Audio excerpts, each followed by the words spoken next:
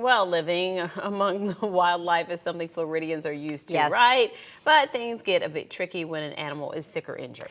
Just recently, we told you about a squirrel infected by a botfly in Seminole County and chickens in Orange County that tested positive for a virus that can be transmitted to humans.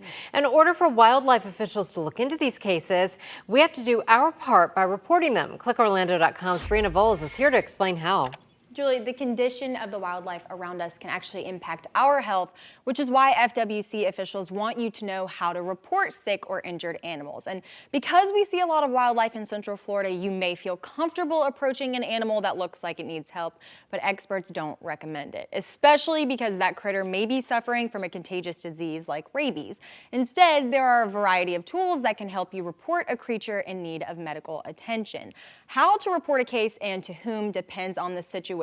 So let's take a look at a couple different scenarios. Now, domestic or feral animals like cats and dogs, they often evoke the most sympathy, especially from animal lovers like us, but use caution if you come across one that's sick, hurt, or being abused.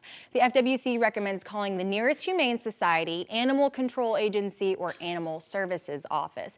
Now, we've included those numbers for every Central Florida county in this story on clickorlando.com. You can see right under this picture, we have that full list right there for you. Now, when it comes to helping orphaned or sick wildlife, FWC wants you to keep a safe distance. You might think a baby animal has been abandoned, but really its mother is nearby and plans on returning. Mama's watching you, so don't touch it. Just call the appropriate FWC regional office.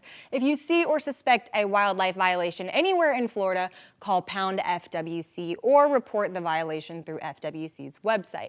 There are also specific hotline numbers to report sick, injured, or dead bats or sickly or skinny deer. And I know I've seen a couple of those out in Seminole County. Now, we all know that Florida is surrounded by water, right? So you're bound to come across marine life at some point.